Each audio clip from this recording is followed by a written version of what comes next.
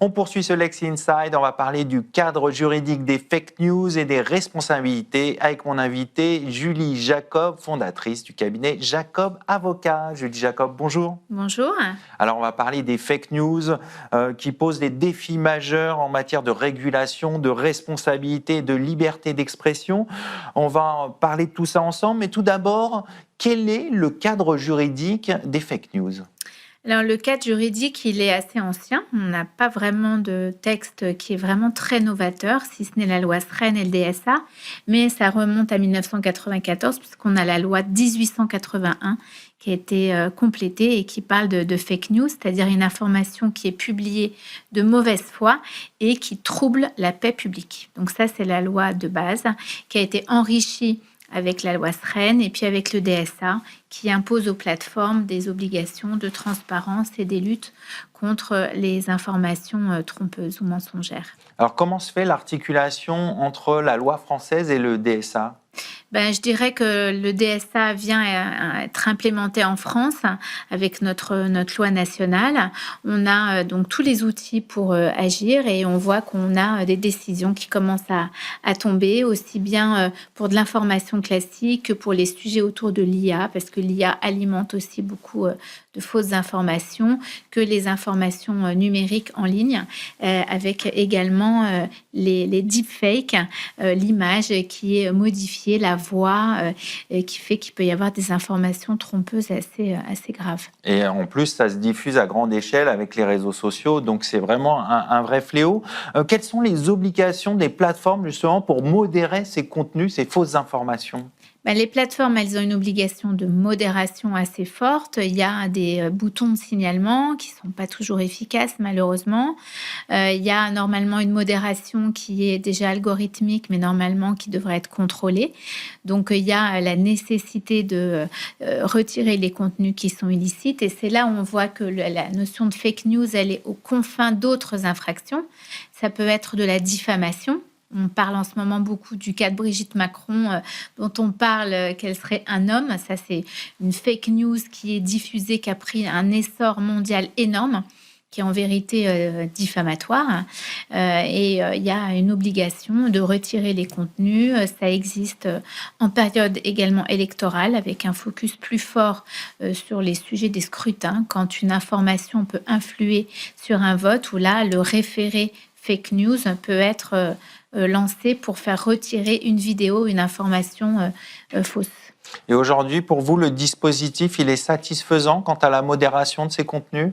Pas vraiment. Malheureusement, on sait que la modération existe, mais elle est assez aléatoire. Moi, j'ai parfois le sentiment d'être vraiment face à de l'IA, d'avoir besoin de lancer la procédure judiciaire.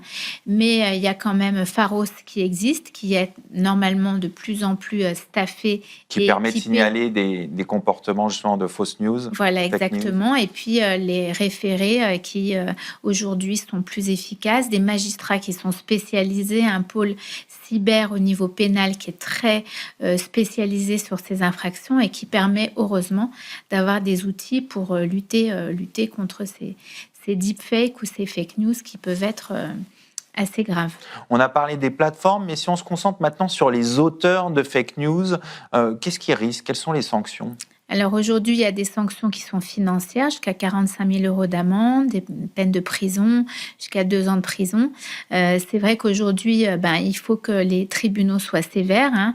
On a vu des cas qui pourraient être assez graves, l'affaire du faux Brad Pitt, l'affaire des fausses informations qui vont du complotisme, comme si, par exemple, vous savez, on parlait que le virus du Covid venait de laboratoires ou d'instituts médicaux. On parle d'informations qui peuvent être complètement mensongères. Donc, il y a une vraie limite entre la liberté d'expression et la lutte contre la désinformation. J'espère que les tribunaux vont être de plus en plus aguerris au niveau civil et au niveau pénal pour pouvoir réagir vite, surtout sur des choses qui peuvent toucher les mineurs.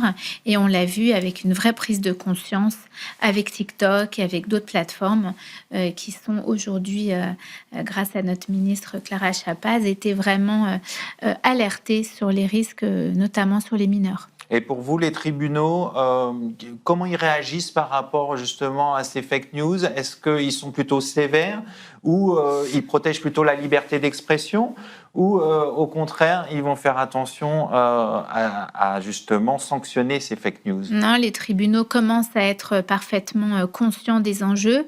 Maintenant, il n'y a pas énormément de jurisprudence qui est tombée sur ces sujets. On est au début de ces jurisprudences et ces décisions. On a eu des décisions en matière de scrutin et de période électorale.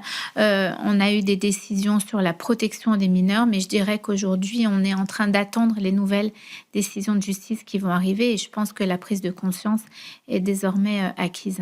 Quand vous parlez de prise de conscience, vous voulez dire quoi par là? C'est-à-dire que la protection, par exemple, des mineurs ou des personnes vulnérables grâce à la convocation de toutes les plateformes type TikTok, Snap, Meta, eh bien, je pense qu'il y a une prise de conscience au niveau des plateformes.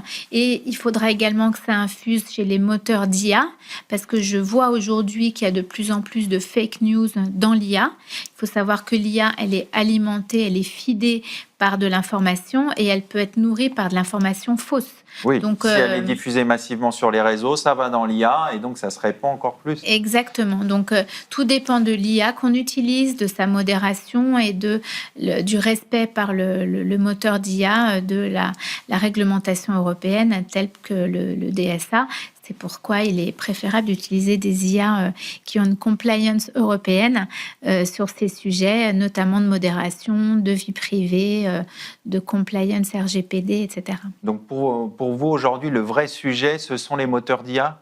Je dirais que le moteur d'IA est une vraie source de deepfake et de fake news parce qu'on voit qu'il y a des informations fausses qui sont alimentées, notamment par des bots, qui peuvent être des bots russes, ukrainiens ou autres, qui peuvent manipuler l'information au niveau politique, mais à d'autres niveaux. Donc, je dirais qu'au niveau de l'IA, il faut être extrêmement précautionneux, double, triple vérifier l'information prise sur son moteur d'IA qui aujourd'hui est presque en train de remplacer un moteur de recherche type Google. Vous pensez qu'à l'avenir, c'est vraiment la modération ou en tout cas le contrôle des données doit se faire sur ces plateformes absolument? C'est mon avis de ce que je vois en tout cas. Je sais qu'il y a eu des études qui ont montré que les moteurs de recherche, quand on leur donnait une information fausse, ils pouvaient continuer à l'alimenter. On l'a vu sur des sujets anti-vax. Est-ce que le vaccin donne des répercussions médicales? Et quand on pose la question, on voit que l'IA peut nourrir une fausse information et c'est là le vrai danger. On va conclure là-dessus. Merci Julie Jacob. Je rappelle que vous êtes fondatrice du cabinet Julie Jacob, avocat. On poursuit ce Lex Inside et on va parler tout de suite santé et deep tech.